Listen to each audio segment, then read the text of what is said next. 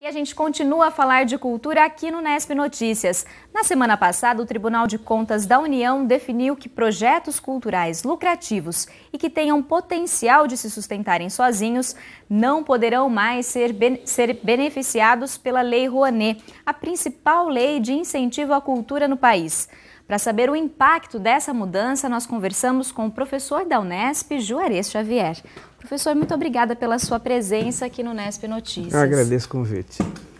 Professor, essa decisão do TCU ela foi motivada depois que a organização do Rock in Rio, em 2011, conseguiu captar recursos pela Lei Rouanet, né? Por que a lei permitia essa brecha? Como ela funciona? Na verdade, o debate não é recente, né? O TCU já tinha feito coisa parecida em 2008. E a ideia da lei, quando ela surge em 91, era criar mecanismos de captação de recursos que pudessem financiar projetos dessa natureza. O problema é que ela tem um problema de origem.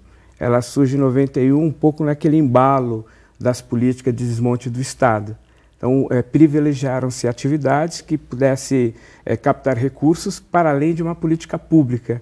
E, com o tempo, isso daí só foi fazendo aumentar as diversas deformidades da lei, que tem sido discutida já há muito tempo em quem participa dos fóruns de cultura. Então, a lei ela tem essas possibilidades, mas permitia brechas, e essas brechas levaram a essas distorções. E foram vários casos, né? Não só esse do Rock in Rio. Sim, e talvez não seja o mais sério problema da lei. Ela tem um sério problema que ela delega à iniciativa privada a prerrogativa de organização das políticas de cultura. Isso é um absurdo, pensando a importância que a cultura tem no processo de desenvolvimento econômico e social de um país. Esse é um problema. Segundo problema sério, a concentração dos recursos nas regiões mais ricas do país. Então, você tem concentração em São Paulo e Rio de Janeiro, 80% em São Paulo e Rio de Janeiro, 60% na cidade do Rio de Janeiro e São Paulo. E o terceiro problema, sempre dos mesmos produtores, normalmente pessoas que têm projeções nos grandes meios de comunicação, ligadas a esses emissoras de televisão de maior projeção de produção de cultura e conteúdo. Isso causa uma série de distorções. Então, essa é apenas a ponta do iceberg, mas é uma série de outros problemas e distorções contidos na lei que precisam ser mudados. Bom, a gente pode dizer que o primeiro passo foi dado, né, agora com essa definição do TCU. Que tipo de projetos culturais agora vão poder ser financiados pela lei? Eu defendo no Fórum Nacional de Cultura uma ideia. A política pública ela deve desenvolver projetos e financiar projetos que não conseguem alavancar recursos no mercado. E precisa também investir naquelas áreas ou regiões em que você possa ter inovação de linguagens e processos culturais. Então, que tipo de projetos tenderão a ser beneficiados caso se prevaleça essa medida e caso seja aprovada a proposta feita pelo ministro da Cultura, Juca Ferreira, em tramitação no Congresso Nacional? É criar um Fundo Nacional de Cultura que deve privilegiar linguagens, processos, produtos culturais do interior do país, de culturas vinculadas a grupos acêntricos, negros, indígenas, setores sociais que não têm recursos próprios, né? E aqueles que procuram inovação em linguagens e processos. Se a gente conseguir fazer isso com a nova legislação, ela atingir o seu objetivo.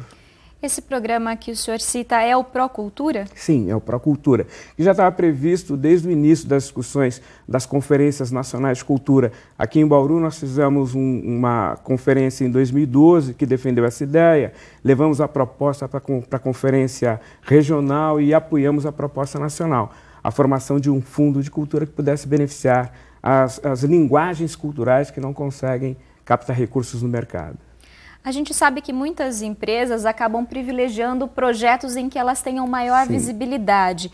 Esse fundo seria também para combater essa questão? Que também é uma distorção, né? Porque nesse caso você acaba tendo uma política pública do Estado que financia não projetos culturais, mas marcas das grandes empresas. A gente teve assim, situações muito grotescas nesses últimos anos. Então, isso faz com que a gestão da política pública de cultura saia da mão dos departamentos de marketing das grandes empresas e volte ao Estado. A ideia é que, ao invés de poder ter isenção de 100% dos recursos investidos, você possa pedir isenção de até 80%. Os 20% restantes vão formar esse fundo para poder investir nesse tipo de atividade. Então, o Estado volta a ter a prerrogativa na organização de políticas públicas. Essa é a expectativa dos produtores de cultura independente. Na sua visão, afastaria de alguma forma as empresas desses projetos? Não, traria para elas uma responsabilidade que elas precisam ter. Não é justo você criar mecanismos de políticas públicas de isenção que você tira a prerrogativa do Estado nessas atividades. Há um cálculo superficial de que, nesses 24 anos de lei, alguma coisa perto de 20 a 25 bilhões de reais tenha sido o resultado dessas isenções. Essas isenções aplicadas em política cultural talvez teriam sido muito mais interessantes e até mesmo criaria novas possibilidades de desenvolvimentos culturais no Brasil. Então, as empresas interessadas e sérias de fazer investimento em cultura e não em marketing da sua marca continuarão no mercado, porque o mercado é lucrativo e ele coloca à disposição muitos recursos para que elas possam construir sua marca de uma forma muito mais competitiva e de acordo com a lei do mercado. Há o risco e eles precisam correr esse risco. Agora, professor, nesse período pós-carnaval, sempre existem discussões sobre o financiamento de desfiles das escolas de samba, como que aconteceu aqui em Bauru. Na sua visão, qual a importância do município financiar esse tipo de projeto? Bom, tem que considerar que o município tem que ter política pública em várias áreas. A cultura é tão importante quanto a educação e a saúde. Há um aspecto importante que são as novas medidas desenvolvidas por alguns municípios ou cidades criativas. O carnaval é tão importante como atividade que ele passa a ter uma política pública para isso. São Paulo, Rio de Janeiro faz isso, Pernambuco faz isso, Bahia faz isso, e cidades pequenas e de médio porte também fazem, né? Ouro Preto faz isso. Então, o Bauru deveria ter uma política pública que pudesse fazer com que o carnaval gerasse recursos até mesmo para investimento em outras áreas prioritárias. Então, é uma falsa polêmica. É possível você ter atividades culturais autossustentáveis desde que você tenha políticas públicas para isso. Diversos municípios têm mostrado isso como alternativa a partir dessa ideia de cidade criativa. Bauru tem alternativas para isso, tem potencialidades para isso, tem ateliês criativos, tem grupos conectados. Falta uma política pública para você poder gerar esse tipo de atividade. Então, é correto o município investir em cultura, como também deve investir em saúde, educação, transporte público, moradia, faz parte da política pública. Tá ótimo. Muito obrigada, professor, pela sua participação hoje aqui com a gente. Eu que agradeço o convite. Por hoje é só, a gente volta a se encontrar amanhã ao vivo às 6h30 da noite.